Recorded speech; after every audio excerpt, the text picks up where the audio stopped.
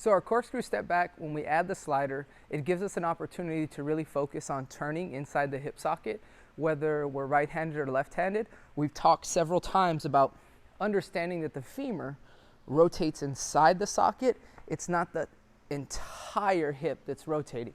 That's one of the big mistakes we make when we step back.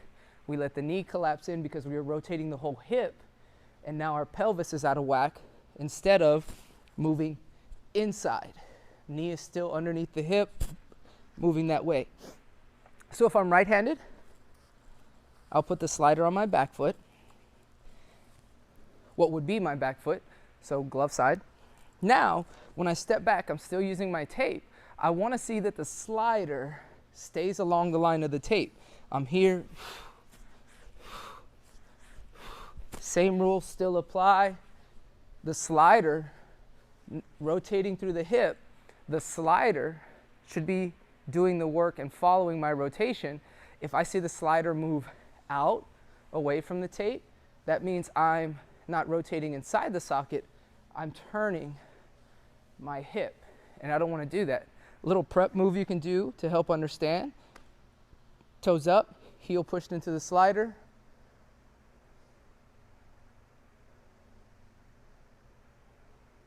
Rotate through that socket, go through your drill. If I'm left-handed, I have it on my right side, following that tape, because remember, I want to be able to stay in line.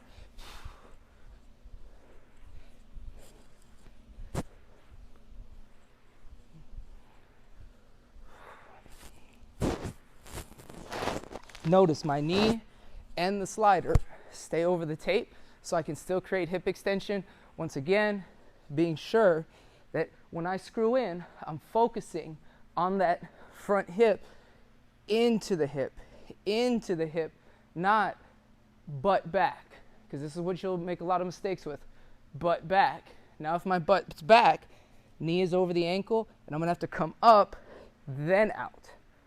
If I screw and the hip rotates, then I can just screw out and back in, boom, to move forward. I don't have to go up.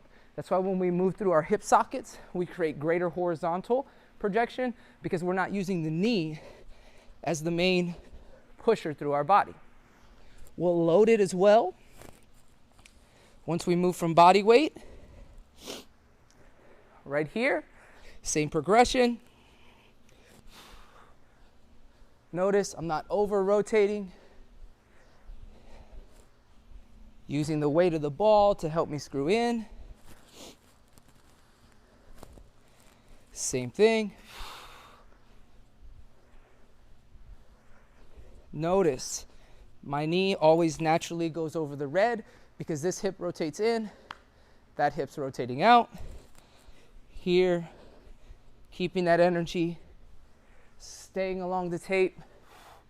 And once again, when I go back, when that slider goes back, my butt's staying on top over that knee. When I screw back, I'm not lunging once again. If my pelvis goes down, this knee goes forward gently, that foot goes back. My hips go apart. That's our single leg hip dissociation drill. That's part of our warm-up. We want to screw. Pelvis wants to be in between your feet, not in front, not too far back. Otherwise, that becomes a squat or that becomes a hinge type movement. So you've got to unhinge vertically, then move. We don't want that.